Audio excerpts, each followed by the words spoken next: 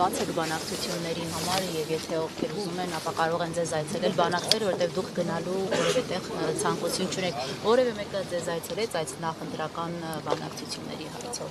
Այո։ Որոշներ եւ Այդ դրա մասին չեմ ասում։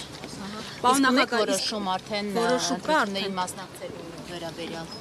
Ոչ, դեռևս չունենք եւ դա զարմանալի չի, որտեղ առաջին հայացքից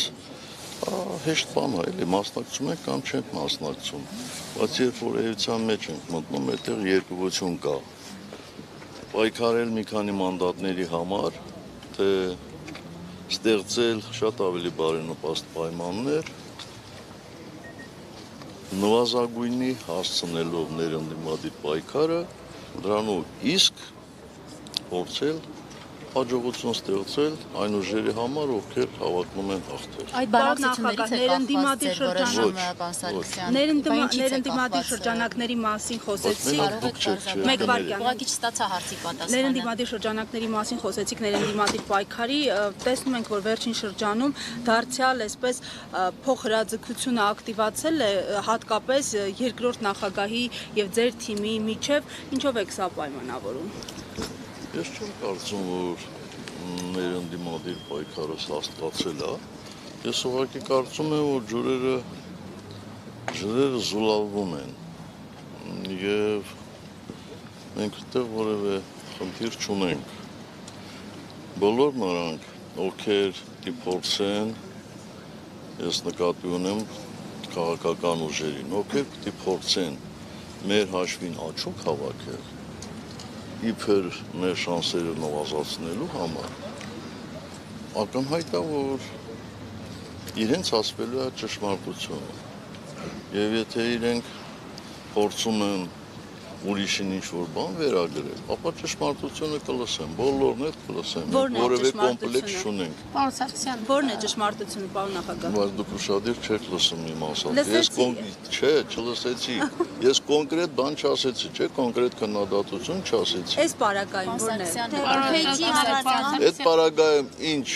զրպարտություն լինի, այդ զրպարտության պատասխանը ստանալու են ճշմարտության տեսքով։ Պարոն նախագահ Նիկոլ Փաշինյանը ազգային ժողովում հայտարարել էր, որ Մեծամորի ատոմակայանի փակումն ապահովելը ստանձնել եք դուք համաձայն ՍԵՊԱ-ի, ինչու պիտի ատոմակայանը փակվի եւ էներգետիկ ոլորտում Հայաստանի ապագան ինչպես եք դուք տեսնում։ Չէ, դուք ճիշտ չեք մեջբերում։ Հայաստանի կառավարիչը ասածն ասում էր 36 թվական, հա, եթե լավ հիշեք։ Եթե գնաք, ինքներդ կարող եք, չէ, ՍԵՊԱ-ն վերցնել, նայել, արդյոք ՍԵՊԱ-ի այդպիսի բան կա։ Չկա։ Իսկ ցանկացած ատոմակայան, նույնիսկ ոչ միայն ատոմակայան, այլ, չգիտեմ, ցանկացած հաստատություն ինչ-որ պահի պետքա փակվի։ Մենք ոչ թե փակելու մասին ենք պայմանավորվել, մենք պայմանավորվել ենք, բանակցել ենք 20 տարի երկարացնելու պայմանով եւ շնորհիվ այդ բանակցությունների այսօր ատոմակայանը գործում է։ Եվ հələ իրանք էլ ինչ-որ բան են հավելում, որ իբր թե պայմանավորում են մինչև 46 թվականը երկարացնելու։ Բա իրենց շատ ջանասիրաբար սատարողների այդ ստորագրած փաստաթուղթը ինչու չեն կատարում, եթե մենք այդպիսի բան ենք պայմանավորվել։ Նորից եմ ձեզ խորհուրդ տալիս, ինքներդ բացեք ՍԵՊԱ-ն եւ տեսեք, այնտեղ այդպիսի բան կա թե չկա։ Սարգսյան, ձեր որոշման վրա ինչ հանգամանքներ են ազդելու, որպեսզի դուք ի վերջո որոշում կայացնեք, 3 ամիս է արդեն մնացել ընտրություններին։ Մենք այսօր մեր բոլոր ուսումնասիրություններով, այն ուսումնասիրություններով, որոնք ժամանակին կանխատեսել են տարբեր ընտրություններ գրեթե 100% ճշգրտությամբ։ Այդ թվին 21 թվականինը, Գյումրիինը, Էջմիածինը, նույնիսկ Գյումրիի Յավկան մասնակցությունն են կարողացել, աննախադեպ մասնակցություն կարողացել են ճիշտ կանխատեսել։ Մենք այսօր անցողիկ ենք, բայց նորից եմ ասում, խնդիրը հետևյալում է, կան նաև այլ հանգամանքներ, որ բազա չէ, ես հրապարակով դա չպետք է հիմա ասեմ, Այդ հանգամանքների ճշգրտումից հետո մենք արդեն կորոշենք։ Տեսնաժամկետ ունեք ձեր համար արդեն Այո, Պարոն Սարգսյան, ես կարծում եմ մինչև միգուցե հաջորդ ամսվա վերջը կամ ապրիլի սկզբի օրերը։ Մենք համագումարում ենք, մենք խորհրդակցենք նաև մեր պատվիրակների հետ, մեր ակտիվի հետ։ Իսկ ձեր կանխատեսումներին չեն ցույց տալիս Գյումրի օրինակով հնարավոր է խորհրդարանում ընդդիմադիր ուժերը Այսօր ես միավորվեն չեմ եւ կարող դա ասել։ Այսօր չեմ կարող ասել։ Պարոն Ես Սարգսյան, իմ խոսքերի համար միշտ պատասխանատու եմ դրա համար, որևէ ժամկետներ զգուշավորությամբ եմ ասում։ Երբ որ կգա ժամանակ, երբ որ ես համոզված կլինեմ, անպայման կհայտարարեմ մինչև ընտրությունները։ Պարոն Սարգսյան, օրեր առաջ քաղաքացիությամբ ռուս ազգությամբ ադրբեջանցիներ են եկել Հայաստան, հայտարարում են տեսանյութ են տարածել, որ Ամասյան համարել էին իրենց հողերը, իրենց տարածքը եւ ԱԱԾ-ն դրանից հետո հայտարարեց, որ երկու այդ ադրբեջանցիներ ազգությամբ 13 եւ 14 թվականին եւս եղել են Հայաստանում։ Դուք հիշում եք նման բան, եղել են ադրբեջանցիներ եւ ինչպես են իրենց պահել այդ ժամանակ։ Ոչ, ես չեմ հիշում այդպիսի բան, բայց եթե ԱԱԾ-ն է հայտարարում, ուրեմն այն ժամանակ էլ ԱԱԾ-ն ֆիքսած պետք է լիներ դա, էլի, բայց եթե ֆիքսել են, ապա ինչու հրապարակայնորեն դրա մասին չեն հայտարարել։ Սա մի հանգամանք, երկրորդ հանգամանք մի բան էր այն ժամանակվա ադրբեջանցիների գալը, երկրորդ բանն է այս ժամանակվա ադրբեջանցիների գալը։ Ականհայտ չի ձեզ համար, տարբերությունը շատ մեծ է, չէ՞։ Այո։ Այն ժամանակ բանակցությունները այլ դիրքերից էր, շփումները այլ դիրքերից էր, իսկ այսօր բոլորովին այլ դիրքերից է։ Ну, ինչ ասեմ, հարցրեք նրանց, ովքեր բանակցում են, կարող ավելի հարազատ լինեն։ Իմպիչմենտի գործընթացում այդպես լուրջ նկատելի առաջընթաց կարծես թե չկա, դուք էլ չեք որոշել մասնակցելու եք ընտրություններին, թե ոչ, դա էլ է ինչ որ գործոններից կախված։ Հիմա որ երկուսն էլ չլինի օրինակ տեսականորեն, չգիտեք ինչ կլինի, ձեր քաղաքական ուժը ինչու է զբաղվելու այդ դեպքում, ինչ եք պատրաստվում անել։ Այսինքն, եթե ընտրություններ չկան, քաղաքական ուժը անելիք չունի։ Ես չասացի անելիք չունեք, ես ասում եմ ինչ եք պատրաստվում անել, ինչով եք Մենք զբաղվել։ պատրաստվում ենք շարունակել մեր պայքարը շատ մեծ ինտենսիվությամբ եւ կարծում եմ մեր հաջորդ հանդիպումը այստեղ իմպիչմենտի մասին նոր բան կլսեք։ Այսինքն եթե անգամ օրինակ Այսինքն չեմ ասելու ինչ, բայց սպասեք կլսեք։ Մի ճիշտ ուղղակի ես ճիշտ հասկացա, որ դուք այս բանը չեք կարող կանխատեսել ընդդիմությանը միավորվելով կհաջողվի իշխանություն վերցնել խորհրդարանում, ինչպես որ տեղի ունեցավ Գյումրիում։ Ոչ միավորվելու մասին չի խոսքը, ես նորից պետք է կրկնեմ։ Խոսքը ներ ընդդիմադիր պայքարը ուրիշներ ուրիշ բառով են ասում։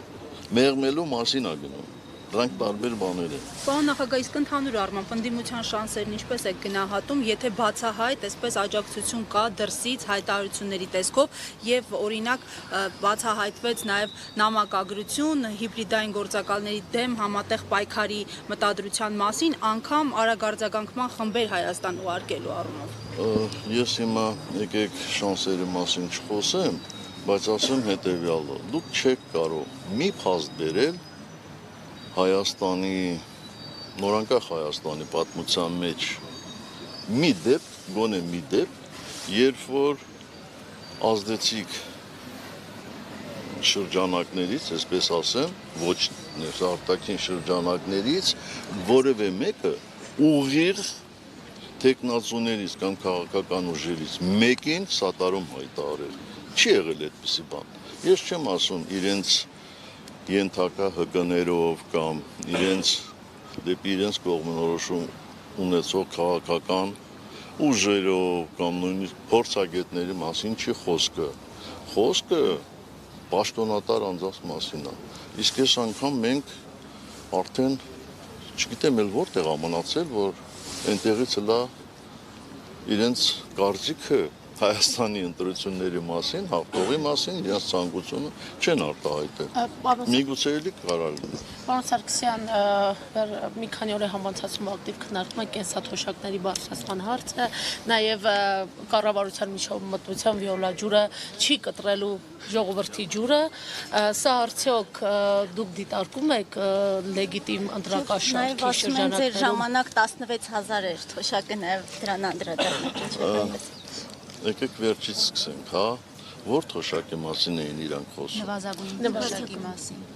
որ 16000 Բայց է, դուք հիմա գիտ- 46000 են սա։ Դուք իրենց ներկայացիչն եք։ Չէ, ես փոխանցում եմ ինչ են ասում։ Իրանք այդպես չեն հարցը ասում։ տալուց հղում են Հենց ամբողջ խնդիրը նրանում է, որ այդ մարդիկ չեն տարբերակում, ինչ է նվազագույն թոշակ, ինչ է միջին կենսաթոշակ, որովհետև դրանք տարբեր հանգամանքներ են։ Ես վստահ եմ, որ շատ-շատերը իրենցից ովքեր խոսում են նվազագույն թոշակի մասին, իրենք չգիտեն, այս երկրում քանի ովքեր են այդ նվազագույն թոշակը ստանում եւ ովքեր են այդ նվազագույն թոշակը ստանում։ Եվ խնդիրը, ամենակարևոր խնդիրը միջին կենսաթոշակի մասին է խոսքը։ Եվ ես ինչպես մնացած բոլոր հայտարարություններում, այս հայտարարությունում եմ տեսնում ժուլիկություն։ Կտեսնեք, թե բոլոր թոշակառուները արդյոք 10000 դրամով ավել կստանան իրենց թոշակները, թե չէ։ Իհարկե ոչ։ Հարցը մինչև ասելը չի։ Հարցը այն է, որ դա միջին կենսաթոշակի չափերի վրա նվազագույն ազդեցություն ունենալ, նվազագույն։ Կտեսնենք, թե ինչքան է։ Մենք այո, մեր ժամանակ եղել է 16000, բայց իրենք իրենց նեղություն տան, մի 15-20 տարի առաջ գնան մեր ժամանակից, տեսնեն այն ժամանակ ինչքան է եղել։ Ինչքան եղել դա էլ դուք հրապարակեք։ Ես ու իրանց համար բան չեմ, վիճվարություն չեմ, թող իրանք նայեն, տեսնեն իրանց երկու անգամ բարձրացրածն է շատ, թե մեր միջև 16000 հասցրածը։ Ցենտրություններից առաջ այս քայլերի Այդ եմ անդրադառնալ հիմա ձեր հարցին, էլ ինչու եք նեղություն քաշում երկրորդ անգամ տենց բան անում։ Գիտեք, ընտրությունները արդեն կեղծվել են։ Ես դա որպես ընտրակաշարք որակելը զուտ կարող է քաղաքական ինչ-որ հայտարարություն լինել, որովհետև, ինչ ասեմ, հլա ընտրապայքարը հլա չի սկսել, բայց որ ընտրությունները շատ վաղուց արդեն կեղծվում են, փաստ է եւ որևէ մեկը չի կարող ժխտել։ Եթե մարդիկ ձերբակալվում են, եթե, ինչ ասեմ, պետական միջոցները ծախսվում են ոչ այնպես, ինչպես կծախսեին ոչ ընտրական տարում եւ այլն, այդ բոլորը խախտումներ են։ Այսինքն, եթե մի քաղաքական ուժից շատ ներկայանալի մարդու ձերբակալում են, դա խախտում չի։ Վաղ կեղծումը ինչպես է ալնում, կեղծելը հենց այդպես էլ լինում է, էլի։ Վաղուց, շատ վաղուց մեր երկրում յաշիկ լսներ չկա, շատ վաղուց։ Չկա, որովհետև էլեկտրոնային համակարգը ներդրվել է շատ վաղուց։ Եվ ոչ թե հիմա, էլի։ Տարբեր է, կեղծելը տարբեր է։ Պարոն նախագահ, Արցախի վերաբերյալ ասում եք շարունակելու եք ձեր պայքարը, ենթադրում են նաև անկախ ընտրությունների արդյունքից Արցախի հարցում։ Նայեք, 2017-ին, երբ դուք էիք Հայաստանի նախագահը, Լևոն Տեր-Պետրոսյանը հարցազրույց տվեց եւ այդտեղ ասեց տղա եք, պահեք Արցախը։ Ինչ եք կարծում, դա ում էր ուղղված։ 17 Չէ, դա շատ ավելի վաղ էր եւ մենք տղա էինք, պահեցինք։ Մենք տղա էինք ու պահեցինք։ Դա ձեզ էր ուղղված Լևոն Տեր-Պետրոսյանի խոսքը, թե չէ, ձեր ընկալումը։ Ես կարծում եմ իշխանություններն էր ուղղված։ Դուք այդ ժամանակ Այդ երևի նախընտրական փուլ էր։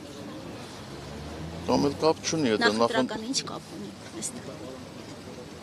Դուք ասում եք ձեզ է ուղղված, ես այդ ձեր հարցն եմ ուզում պարզաբանել, էլի։ Եթե դրանից առաջ է ասել, ես չեմ հիշում երբ ասել, ես գիտեմ, որ այդպիսի հայտարարություն եղել է։ Մեկ այս բոլոր ժամանակներում եղել եմ իշխանության մեջ եւ իշխանության մեջ գրավել եմ բավական պատասխանատու պաշտոններ, ես կարող եմ նաեւ ինձ վերագրել դա։ Այո, ես պատասխանում եմ ձեզ, որ այո տղա էինք ու պահեցինք։ Օրակարգային հարցերի մասին խոսեցիք եւ քանի որ ավելի շատ դա դրսեւորվում է կարծես Քոչարյանի եւ ձեր առաջնորդած ուժի անդամների միջեւ Չէ, դուք եք վերագրում եք, դες չի։ Դուք ընդհանուր եք տեսնում այդ խնդիրը, որ ներընդդիմադիր Բայց դաշտում արդյոք դուք չեք տեսնում։ Ախր Ավելի դուք իզնից շատ պետք է տեսնեք ձեր Մենք ժամանակը։ ավելի շատ տեսնում ենք ձեր եւ Քոչարյանի կողմնակիցների մեջ Այդ եմ ասում, սխալ եք տեսնում։ Սխալ ենք Այո։ տեսնում։ Իսկ հարցը չտվեցի պարզապես։ քանի որ օրակարգային հարց է եւ շատ շրջանակներ սա համարում են Հայաստանի Հանրապետության թիվ 1 անվտանգային խնդիրը, ամեն դեպքում իշխանությունները վստահեցնում են, որ մոտավորապես ավետյաց երկիր ենք դառնալու, կաթի, մեղրի գետեր են հոսելու Հայաստանով, իսկ ընդդիմադիր շրջանակները նաեւ միջազգային որոշ փորձագետներ վստահեցնում են, որ սա ունի լրջագույն ռիսկեր եւ տնտեսական ազդեցությունը մոտ է 0-ին։ Ձեր տեսակետը, որովհետեւ ասում են ընդդիմությունը չի հստակեցնում տեսակետը թրիփի շուրջ, ինչ է անելու ընդդիմությունը, եթե լինի իշխանություն թրիփի հարցում։ Դուք շատ հարցեր կամ իրար խառնեցիք, կամ փորձեցիք համադրել։ Համադրեց։ Տրիպի հետ կապված ես ասել եմ, որ վերջնական պատկերացում չունեմ, բայց ցավոք սրտի ինչքան որոշակի նյուանսներ կամ մանրամասներ են բացահայտվում, այնքան իմ ներսում ներքին տագնապ ավելանում է մեղրի հետ կապված։ Այո, բա տրիպը որտեղով է գնում, հենց տեղով է գնում։ Հիմա պետք է ասեք, այդ ինչ տագնապ է։ Ես կասեմ հետևյալը, որ արդեն թվեր հնչեցին, որ այդ ճանապարհը պետք է 500 մետր լայնություն ունենա, կամ այդ ծրագիրը պետք է ունենա, իսկ հաշվի առնելով Հայաստանի կառավարիչների գործելավոճը, կարող է 5 կիլոմետր էլ լինի, կարող է 10 կիլոմետր էլ լինի, բա տագնապ չառաջանա։ Բա հաջորդը այն է, որ Միացյալ Նահանգների փոխնախագահը գնում է Բաքու եւ այդ տրիպի մասով պայմանագիր